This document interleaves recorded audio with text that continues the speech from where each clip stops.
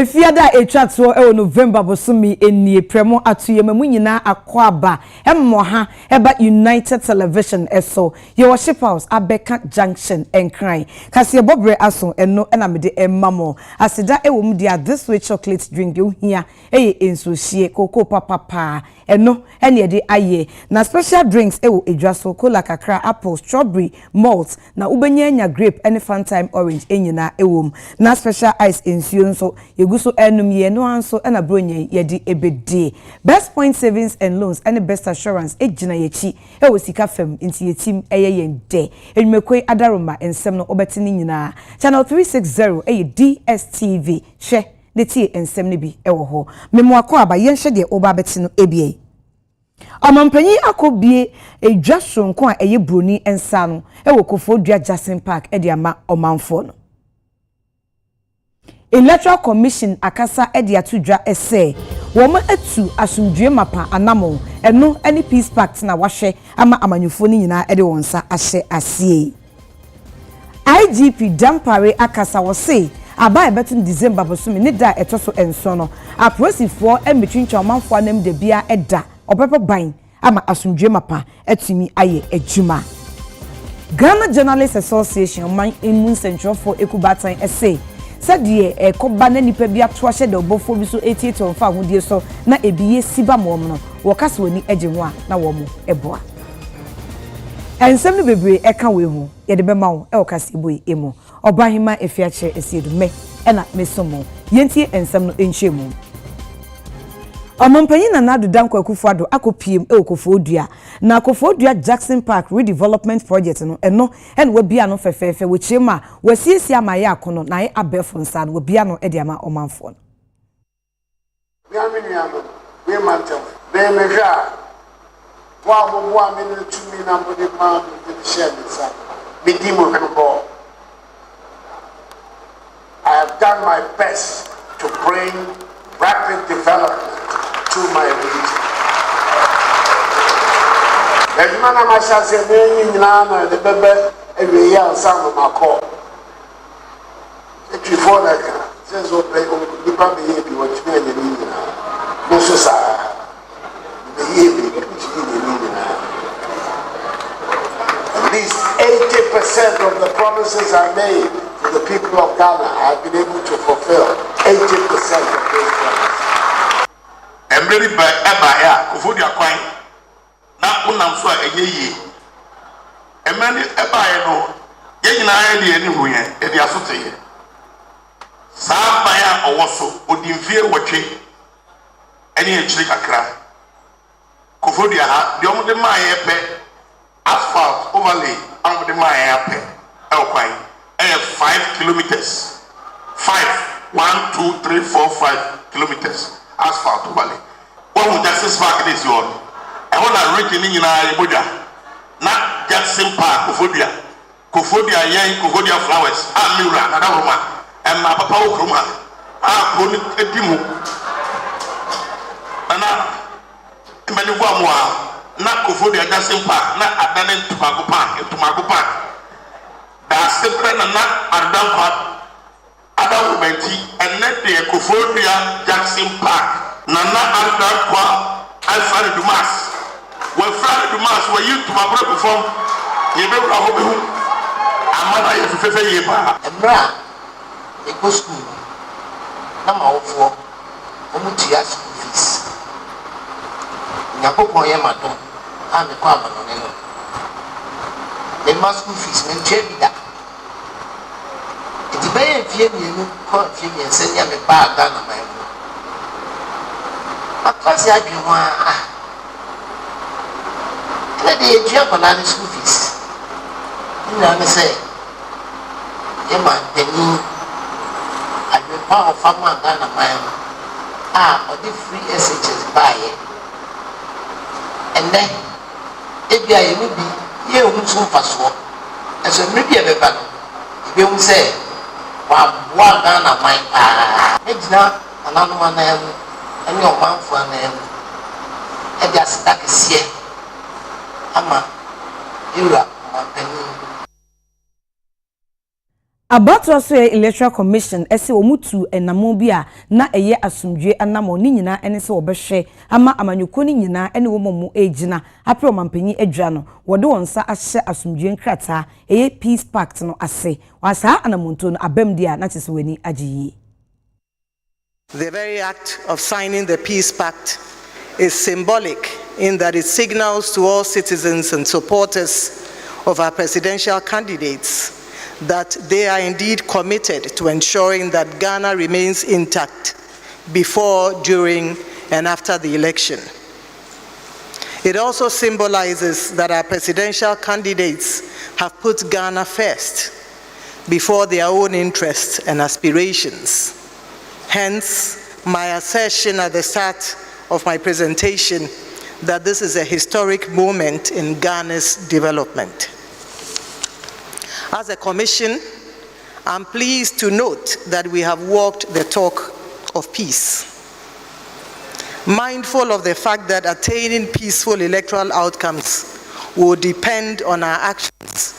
we have right from the start of our electoral processes consciously operated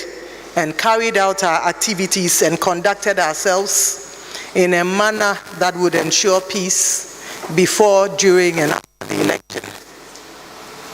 In doing so, we have embraced three essential ingredients, which in our view contribute to peaceful processes and elections, namely transparency, responsiveness, and inclusiveness.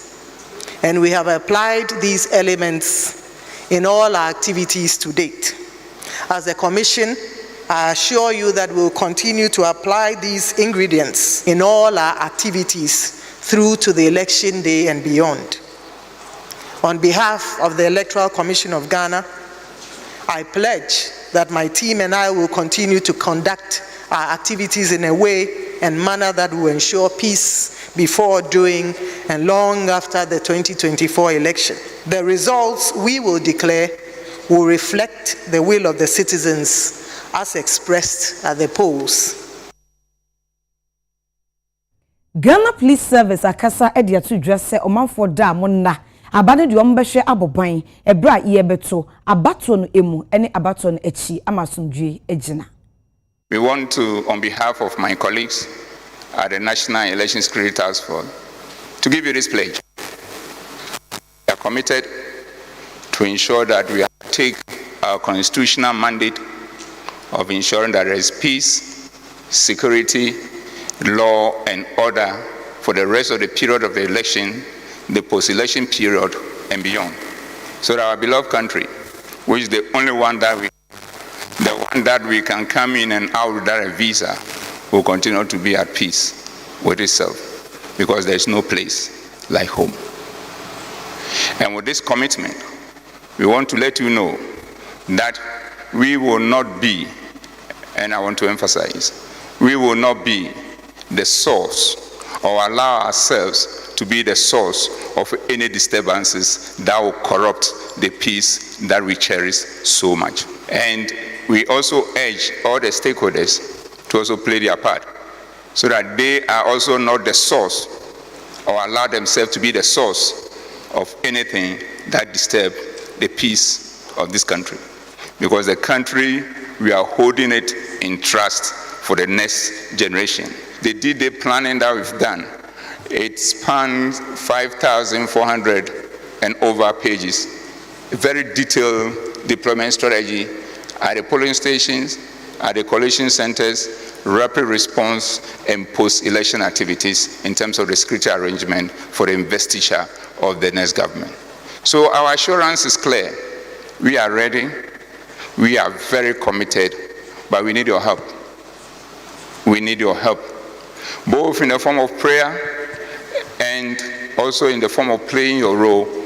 as an individual, as a political party, and as all the stakeholders involved in this process. So at the end of the day, everybody will be satisfied with the outcome of the elections and everybody will accept the process. Omia wotu fanka diama NPP amanyuko no atubi amane omampanyi dada John Dramani Mahama na de wo kanyina ene se omampanyin da JDM na penso no babia na nka wose Ghana yinsi kasem ejina no odi nkuguo ewo ho ejima ya ye nti ye bedu nkunim munyina mokai se omampanyin dada Mahama obetena akonia no so anche bia no ka se nam no nyina asa na akadompe anapei yesi ochro on Facebook mo say MPP is a failed government. Let me say it may be until economy no asie. He either does not read the data or he does not understand the data. Chobai until asie enti me pese ononani ngrofo a omo no hono omuntie mi kakra anumre say min chirechiro mu kakra mawomo so that they will get an understanding. They should go and check the data. And yes sir, mamen kanchira say when it comes to the economy, overall GDP growth during your government is lower than ours. We have performed better than you. Chobai, when it comes to the economy, in the terms of agricultural growth, we have performed better than you. In terms of industry growth, we have performed better than you. In terms of the GDP of the economy we have, the budget deficit to GDP, we have performed better than you. The primary balance, we have performed better than you. The trade balance, we have performed better than you. The current account balance, we have performed better than you. Gross international reserves, we have performed better than you. Maybe kasa kakra about the exchange rate. Me paso mutie because omuntie asye. When it comes to the exchange rate, you measure performance by the rate of depreciation. And yes, sir, the rate of depreciation. Enti ushe onomre noswa, the NDC period of 8 years, the city depreciated by 74% without a crisis. 8 years, no crisis, no global crisis, no COVID pandemic, no Russia-Ukraine war, no global economic recession. But 8 years, 74%. Under the MPP, as at today, after 8 years in office, with a global economic crisis, with COVID pandemic, we have depreciated the city by 72%, which is lower than their depreciation. If they say that we have mismanaged the city, but then they mismanaged it worse than we have, without a crisis. So, by all account, we share data now in terms of the economy, from top to bottom. We have performed better than him. He should go and check the data and understand the data. Not just read it, he should understand it before he comes out to speak on the economy. We have performed better than him in all ways. Nkela Kashegbe, come and debate me. Don't run away. We will get into the data. Chavay. NDC amanyoko ade atudwase nyankopon eya dom na abai betu omu di nkunima omu ba ombema Ghana ngumesua ayekra behwe na double track system ya NPP di aba no obetwam kra ade afio.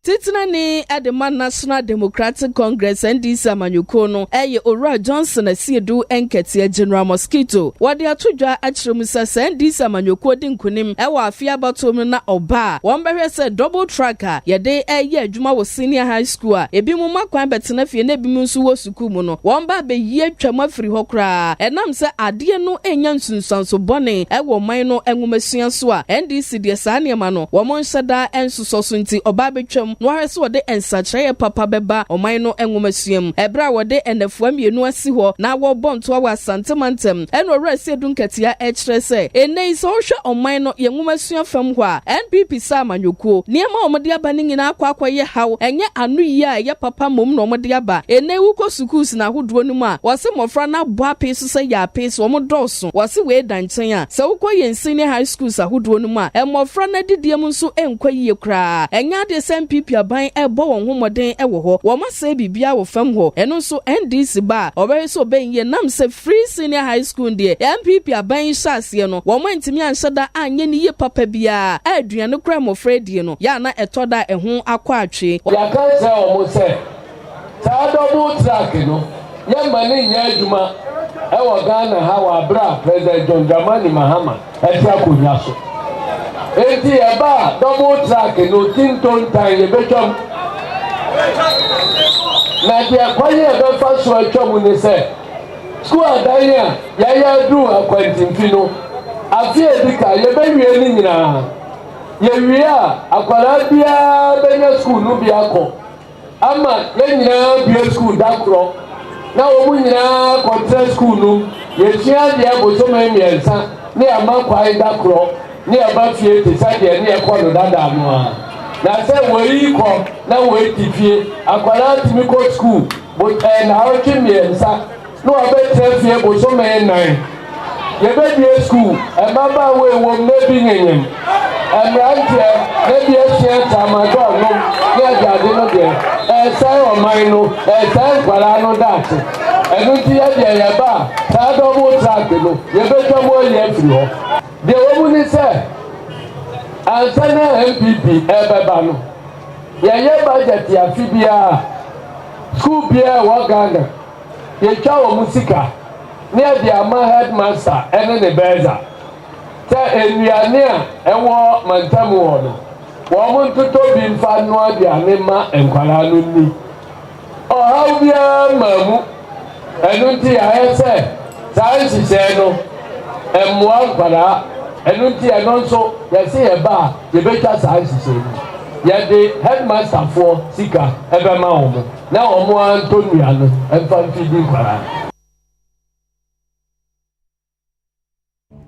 de wotu fanka de ma CPP amanyuko no eya kosua frempoma sapon kumankuma na wo chirema wo se Ghana ye mampanyin na odin kan osagefo Dr. Kwame Nkrumah ono na de CPP amanyuko no ebaye enti se ye kwakoto abade a na CPP amanyuko no ehia ne saman eni sunsum se otai wo machi wo abaye betum nti wafre saman no enna ye bahe a enna mi ankasa me baha ni me baye papa ho mi papa osagefo Dr. Kwame Nkrumah mi gina nenem I was the Convention People's Party. I cannot hear a henu ediosunsun 277 hours. Na 7 December yakwakoto aba. San hear na akano 277 7 p.m. amjina e. And 170 na me buy. Me study papa osagefo Dr. Kwame Nkrumah. After independence baby jira asase jansu ha nei ha na CPP for sa asase su ha ene declare so ye board party no ha so na oye first parliamentarian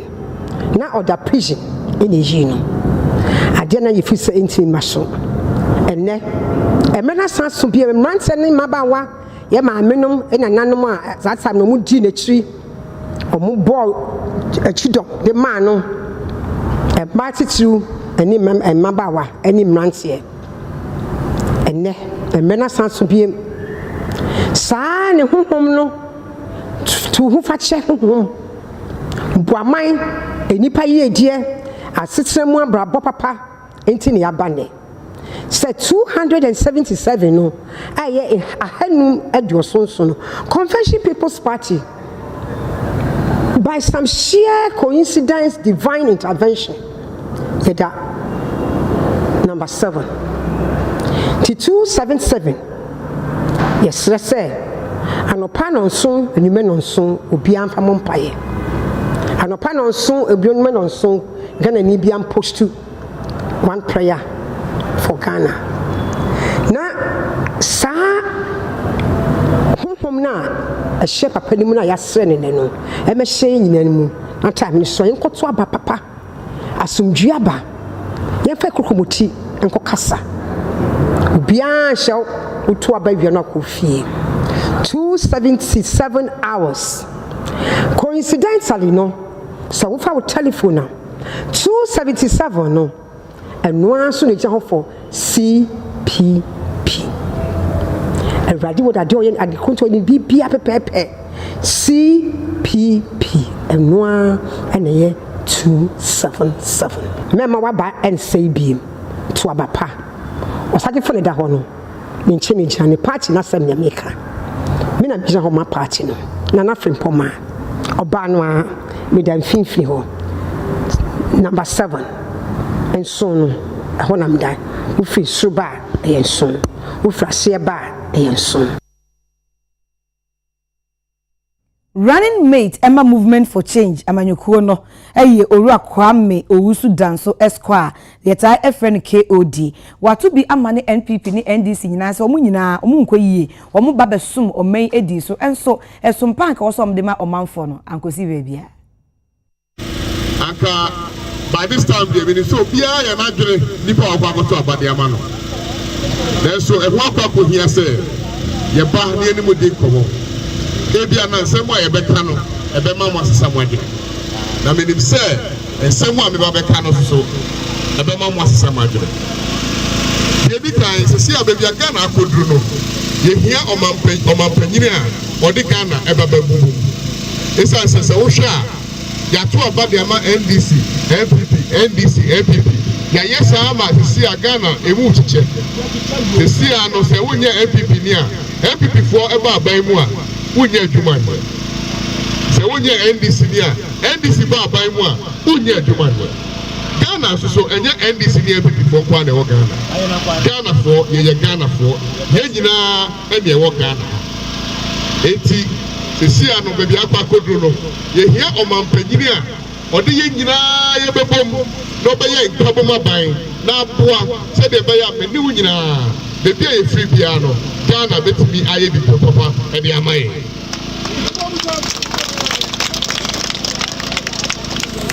na ɛyɛ na mpempi no mebisa me ho sɛ adɛnti na yɛato aba ɛde ama NDC yɛti a yɛato aba ɛde ama NDC ne NPP ne sɛ yɛnya panyini bi a wayi ne ho asi hɔ sɛ ɔde ne ho bɛka akansie ne ho a wɔde imputu a ɛkyɛn NDC ne NPP deɛ ne bɛba enti mo bɛhwɛ a 2016 yɛn nyinaa yɛkɔto aba no yɛto aba ɛde ti a NDC meboa ɛna yɛkɔkɔ fa a NPP de baeɛ ɛsiane sɛ na yɛwɔ yɛ mu gyidie sɛ NPP foɔ no ba a wɔn de nsakraeɛ a ɛsombo ɛde bɛbrɛ Ghanafoɔ nyinaa na deɛ ɛyɛ wɔn mu ne sɛ yɛto aba no de ma NPP no NPP baeɛ deɛ ɔma yɛ yi kura deɛ ɛkyɛn NDC foɔ deɛ ɛno nkyerɛ sɛ NDC foɔ deɛ na ɔmo yɛ 2016 no na ɛno yɛ na ɛno so na ɛnyɛ pata o tie mi paa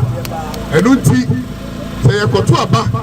na sɛ yɛsa de kɔma NDC a ne yɛ sɛ yɛpɛ sɛ yɛkyerɛ sɛ 2016 nneɛma na yɛgyina so ɛde to aba ne ti a NDC no yɛpɛ saa nneɛma no na yɛmma no mu nyɛ adwuma nyɛ na yɛmma no sukuusɛm ayɛ bisi basaa ɛnɛ Ghana yɛ sikasɛm ɛnkɔ yie ɛsiane sɛ yɛde yɛn ho ato NDC ɛne NPP so ɛno nti afie yɛmato yi ɛho akɔ akɔhia sɛ yɛpɛ imputudwuma yɛpɛ nsakraeɛ yɛpɛ nsesa ɛwɔ yɛabɛ abɔ mu deɛ a ɛneɛ na ɛwɔ sɛ yɛto aba no ɛde ma alankodwo kyerɛmate yɛtoa nsɛm no ɛso Dr. Muhammad Ibn Chambers or African Union High Representative for silencing the guns. Na wode futu ama Ghana fo enyina ne titu ni amanyuku ahoro ne se ye koto aba sakasaka ontwe ho emfiri ho. Across the continent, one of the triggers of conflict has been poorly conducted elections. In this regard, and we have heard so many people reiterate it, Ghana has stood out as a shining example. and several sister countries have over the years picked up many best practices of election management systems, technology, innovation, processes and procedures from here. Once again, the opportunity is presented to prove that Ghana's leadership role on the continent is deserved, that Ghana can deliver violence-free, credible elections. Already, the eyes of the world are on Ghana. Sub-regional, African, international observers have already arrived for the elections. And I can see many familiar faces among the ECOWAS delegations, the African Union delegations, the Commonwealth delegations, and some of the other observers who are already here. And so we'll have the international community here to accompany us. Let them go back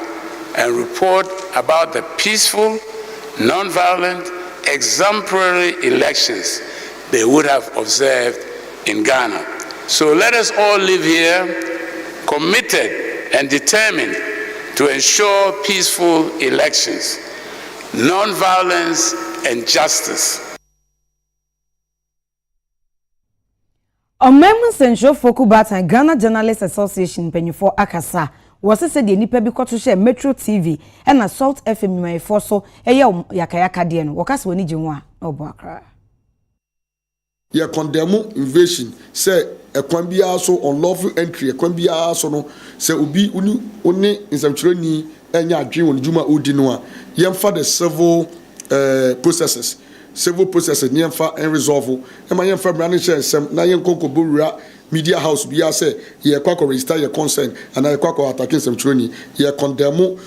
Chief Kofi Asamoah oni ne chitafo ye condemn unruly behavior no na Oyo bia o premature bedwum akodia necessary oma embara no edu you have to appreciate the rule of law after so no matter the nature of the way no as I say o hwe say we fa due processes and now we use the several remedies to address it you know yeah to and for NDC for NDC amayoko ne say omo hwe no mo sache omo candidate Kofi Asamoah omo twe na so ye pa ewo kwan ofa so a okobura media house wa akwa atake sabio samtreni no afen so no ye wan say sambre fiti November 7 be do sambre na NDC chinie amayoku no enka asemi hwe na omo condemn ye na ye papa your demand mama emra omo ni media ni shia ye July 7th no shebo ya fie ya no e ka che so no de eba attacks against the media ono akasa nsamtroni on condonu on foaso enu nti no enya ade a obehwe se bi oni nkofo na no nipa bi ebe attacking media na ye mpese ebe dwen se ndisi fo kom ya omaye no se bi oba potokasa me ye obronika se silence means concern no ya koye se ampa omunim omate na the ye can say you fan inform ho you gidi say on be act on it now you condemn the program host na or make or odi ni juma anko fa kwa papa so for his unprofessional conduct kwa your first odi ni juma ni sema o kan ya only fact and I say only gina so bia no eye ade a ense say ye so na obibie nuwa all high sense of professionalism obe make such allegations are on to me nya den and substantiate it ye to yensa and I say ye appel ye call on the management of Salt FM omumpedi for say almost sanction host no anyone na the production team won kan hu na omo di sa adwuma no na afi no momfa asa akunye so no entretre omkrofo no enchechre omo kwan a befa so a obedi omdwuma prepare so and na ye ka say give him and other staff members proper and professional orientation. Yes, I say media yin na yebedi adwuma ye be avoid unsubstantiated and inflammatory comment in some bia edi ye kan say edi or how ebebre yen edi ebe come niemu bitu makao ebebre bia no ye say media no you make sure you stay away from it. Now you're very circumspect. Center of of Awareness Global Peace Mission, Womo Ani Kofi Annan International Peacekeeping Training Center, Edwon Sashe Entiasie Apam, Memorandum of Understanding Asia, Hebebo Akwenya Atoho, Ama Entitiye Mapa Koso Afa Asumdue ho na Aboa ewo amansan ekwanso. Center for Awareness Global Peace Mission, one President General, Professor Samuel Auditor General, was so much asumdue ewo manjasemai Ghana mu, ye kwa kwato abatu onu echi. In Germany National Peace Council of Ghana ka won toma pamano wo mombota ye nyina ne se wo mu ebesra somdue se ebetimi etintim ebewie peye wo man bia so o man Ghana eka ho bi enti ene wo mu eye de ometimi aye bia rese asomdue nsem no ntampa ye befa e de efra wo man Ghana hanom enti wada adwumade bia di e wo Accra International Conference Center wo mu ekire mu se wo mu efa so na ne wo mu de abodawro e de afa asomdue ensem ho United Nations Sustainable Development Goals wo mu ebotaye enyina ne se wo mu ebepri ye yokan kro ede ama oman biara wonum edi akotini yie ewoso enunti en wode wonsa ahye entiase pamase a Sabre Kofi Annan International Peacekeeping Training Center no womo ehwe se asomdwe nsem wonsenkan ni nyina no ebetimi awie emudie na owura Professor Duncan ene ye twetwe nkomo edefa botaye nti a wonum edan dwumade bi sei edi. The Center for Awareness Global Peace Mission ene Kofi Annan International Peace Training Center and the airboom some behwe asumdwe am so mo de omo ye nkofo a omo prevent wars, conflict resolution ni conflict management omo ye training institutions so a omo kire nkofo ade e wo asumdwe mu and Center for Awareness Global Peace Mission so ye the blueprint for sustainable global peace aba I feel say the new model a bit me complement effort to achieve whatever they want to achieve as well as the UN. Intende ni ayasa enu ye send ye be ya emi enu ye betu anamon na asumdwe awi ase hwehwe no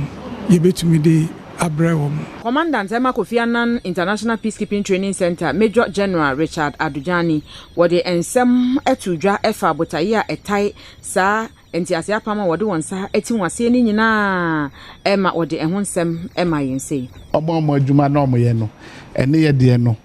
ebo ebra ye adwuma ye wo center ha it's mainly around peace and we are in the peace and security space wo buying ball ene asumdwe ho adwuma ene ye and ye hu se ono so no NGO now da no sa no mo so omo ye omo adwuma omo interested in global peace and security omo interested in conflict prevention sena tawantawama and conflict management tawantawane ba sena ibeso so ano and tawantawana ba wi peace building na chino sena ye ne mama asumdua ba tito sa ne mana so na yeso ye ho adwuma krowe mabundia mo bianadam. This is yours and this is your future, and you should not allow any politician to use you for violence to idea bema and tawantawa ba mining mo bianadam because me even apart from soldier me no almost 40 years be commandant Macro African countries be almost 25 ni na a conflict area. It's a conflict bar. It takes a very long time to get it together. The countries in our sub-region, they are making the effort. But then, because what's saying now, it takes a very long time. So, this is a country, we might have challenges, but I've always said this country is one of the best in the world. Auditor General Ora Johnson Ekuamwa Esiedu akasa. Osi se auditors wo membetumi adi dwuma me ho ate. Na bibia adana kwan so dia, eni kwan so obia de ne hwene ehwehwe omdwumadiem yemma kwan na wonyina wona so enyenwuma. Ghana Audit Service adwumaye abie ultra modern office dan foforo kra no ya waye amane ade bia no e wotepa ye wo Afuano North Mansinimu e wasante mantamu. Auditor General Ora Johnson Ekuamwa Esiedu e no koye amane ade ani mo de pass atena foforo yi e ho ntema e wotepa na asɛm ɔde to dwa bi ni sɛ ɛyɛ hiasɛm sɛ audit service adwuma no nya ne fa ahodie na wonya na tena yi a bɛma ne ho atɔ no watumi ayɛ nhwehwɛmu fan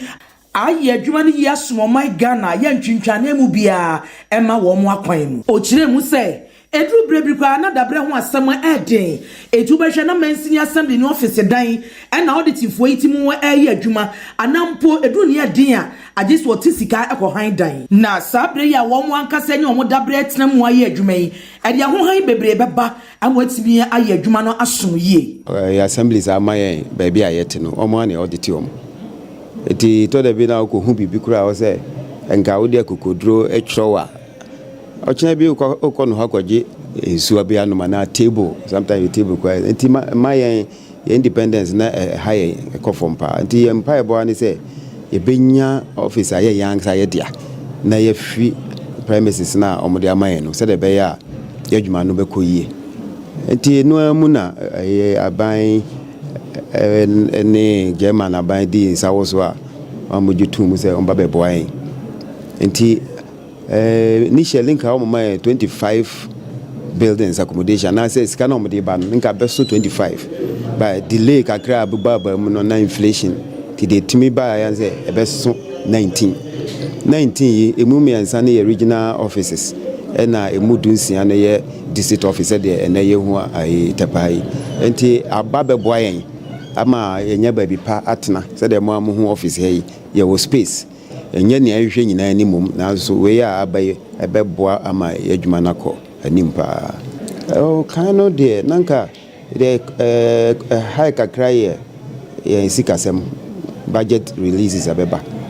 and so meka hwenyame no nyam se fi se aban ba ye de sikasem de enya wo ha obia Tepamayine nana edu say atwe wampem odi kan ena fe owura George Kwachi Ando ye ono no besi asante mantam soafo anan no sei ena wo nso ekan kane audit for na omni assembly for na shedan kitwa bi mo ha sei nti ebra menya ne ntie se ompeso mu sida wa ha no ekra me ka se nya dia mo betimi ase na mesre adwuma efo ewo mu emprempi aban be ne famu de na emom wo ma ewo mu ye adwuma no soso ye nhwa de ye mesre we kese ba mu se ye momodian se de ehunu se dan sitie fefefe omu hwe ne ye se de be ya aban be hunu se ajapade o ye maamo no modidini enne me amede mani ko hwe de wo bia bibi se amome kan kire me ansa na motri. The government acknowledges this remarkable achievement of the service and congratulates the Auditor General and the Board of the Audit Service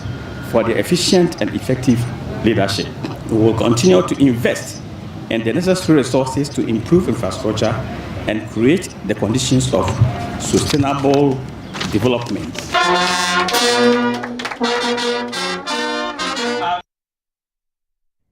Aswe hwe apomuden ho nsam so se wo ye de obetimi bia se Ghana ni bia ebenya apomuden papa a nebo edafom. I feel honored to be here to see how the country is receiving this number of professionals into the system. The Ministry of Health has a mandate, and the mandate of the ministry is to ensure that we have quality health care which is accessible, affordable to every individual living in this nation. And the nurse and midwifery professionals are the heartbeat of the health workforce, in the sense that in terms of numbers, you are over 80% of the total health workforce of the sector. So your contribution towards quality health care delivery is very, very critical and appreciated by the nation. The government has done everything within its power to invest in your training. And we also appreciate the private sector that has also contributed to your training. We did a study called the labor market analysis, and we realized that there's no nation in the world that can talk about being equilibrium in terms of supplying nurses and demanding their services. And this is why Ghana has thought it wise to talk about managed migration, where countries that have the resources to demand the services of health professionals will have a bilateral agreement with Ghana so that we can supply and they will also support us to train more. You're inducting nurses 51,773 nurses and midwives. Yeah, as regulators, yeah, say, you regulate omu training any practice. And yes, omu beye juma wa Ghana hankwa. Sanya omu ntiti any sitino. Enunti amanoni bebia Africa, amanoni Asia everywhere. Yeah, Ghana nurses.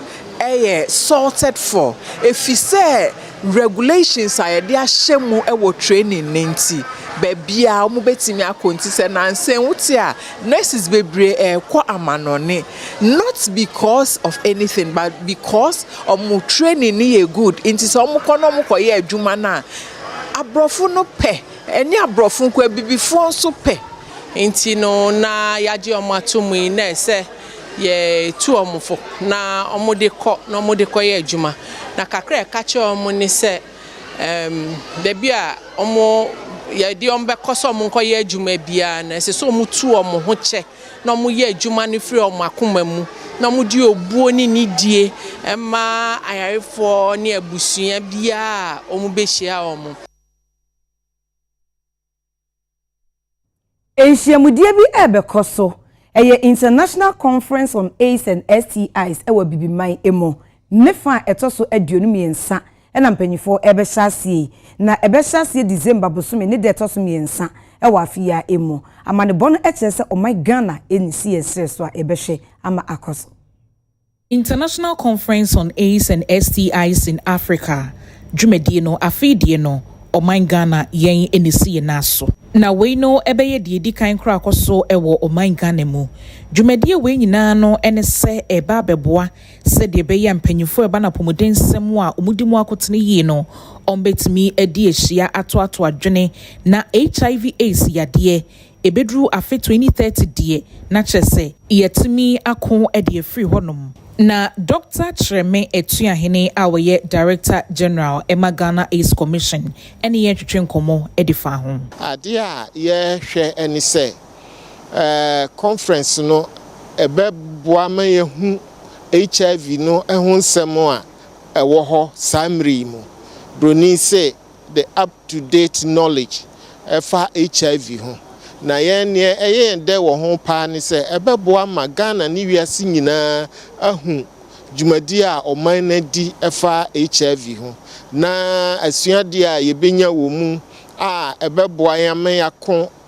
nkoden akọ nkan ewo dwuma ye di fa HIV ni AIDS no ho wo man mu.